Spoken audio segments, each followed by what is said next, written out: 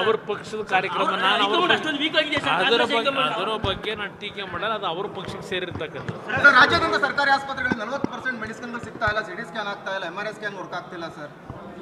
ಯಾವುದೇ ಇಲಾಖೆಗಳು ಇವತ್ತು ಜನತೆಯ ನಿರೀಕ್ಷೆಗೆ ಕೆಲಸ ಮಾಡ್ತಾ ಇಲ್ಲ. ಬರೀ ಆಸ್ಪತ್ರೆಯಲ್ಲಿ ಮೆಡಿಸಿನ್ ಸಿಗ್ತಿಲ್ಲ ಅನ್ನೋದು ಒಂದಕ್ಕೆ ಯಾಕೆ ಹೋಗ್ತೀರಿ? ಆಸ್ಪತ್ರೆಯಲ್ಲಿ ಎಕ್ಸ್ಪೈರಿ ಆಗಿರ್ತಕ್ಕಂಥ ಮೆಡಿಸಿನ್ಗಳನ್ನು ಕೊಟ್ಟಿದ್ದಾರೆ. ಹೇಳೋದಕ್ಕೆ ಹೋದರೆ ಹಲವಾರು ವಿಷಯಗಳ ಬಗ್ಗೆ ಇವರ ಫೇಲ್ಯೂರ್ನ ಹೇಳ್ಬೋದು. ಅದರಿಂದ ಈ ಸರ್ಕಾರದ ಆಡಳಿತ ಸಂಪೂರ್ಣ ಕುಸಿತೋಗಿದೆ. ಆಡಳಿತ ಇದೆ ಅಂತಕ್ಕಂಥದ್ದೇ ಜನರಲ್ ಭಾವನೆಗಳು ಇವತ್ತು ದೂರ ಹೋಗ್ತಾ ಇದೆ.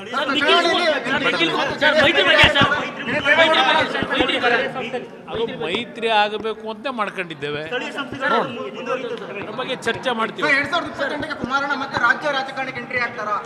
ನಾನು ರಾಜ್ಯ ರಾಜಕಾರಣಕ್ಕೆ ಎಂಟ್ರಿ ಅಂತಕ್ಕಂಥದ್ದು ಏನು ಚರ್ಚೆ ನಡೀತಿದೆ, ಒಂದು ಒಳ್ಳೆ ಸರ್ಕಾರನ ತರತಕ್ಕಂಥದ್ದು ದುಡಿಮೆ ಮಾಡಬೇಕು ಅಂತ, ಜನರ ವಿಶ್ವಾಸ ಗಳಿಸಬೇಕು ಅನ್ನೋ ದೃಷ್ಟಿಯಿಂದ ಚುನಾವಣೆಗೆ ನನ್ನ ಪಾತ್ರ ಏನಿದೆ ನಿರ್ವಹಣೆ ಮಾಡ್ತೀನಿ. ನನಗೆ ಬೇಕಾಗಿರೋದು ರಾಜ್ಯದಲ್ಲಿ ಒಂದು ಉತ್ತಮವಂತ ಸರ್ಕಾರ ಬರಬೇಕು. ಅದು ನನಗೆ ಪ್ರಮುಖವಾಗಿರ್ತದೆ.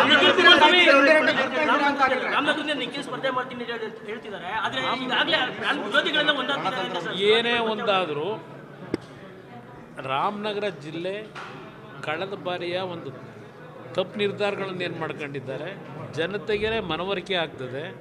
ಯಾರ್ಯಾರ ನಡವಳಿಕೆ ಏನು ಅಂತಕ್ಕಂಥದ್ದು ಈಗಾಗಲೇ ಮನವರಿಕೆ ಆಗಿದೆ.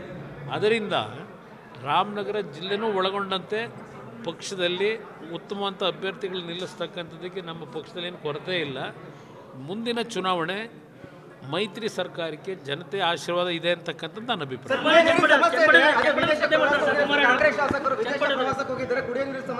ಎಲ್ಲ ಇಲ್ಲೇ ಅದು ಹಲವಾರು ರೀತಿಯ ಲೋಪದೋಷಗಳು ಇರೋದರಿಂದ ಕೇಂದ್ರ ಸರ್ಕಾರ ಏನು ಅವರಿಗೆ ಲೋಪದೋಷಗಳ ಬಗ್ಗೆ ಮಾಹಿತಿ ಇದೆ, ಅದರಿಂದ ಕೆಲವು ಬದಲಾವಣೆ ಮಾಡಿದ್ದಾರೆ. ಮನ್ರೇಗಾದಿಂದ ಏನು ಉತ್ತಮ ಅಂತ ಕೆಲಸ ಆಗುತ್ತೆ, ಜಿಯಿಂದ ಆಗೋದಿಲ್ಲ ಅಂತಕ್ಕಂಥ ಅವರ ಏನೊಂದು ಪ್ರಚಾರ ಇದೆ, ಅಪಪ್ರಚಾರ. ಅದಕ್ಕೆ ಜನ ಬೆಲೆ ಕೊಡೋದು ಬೇಡ ಅನ್ನೋದು ನಾನು ಹೇಳ್ತೇನೆ.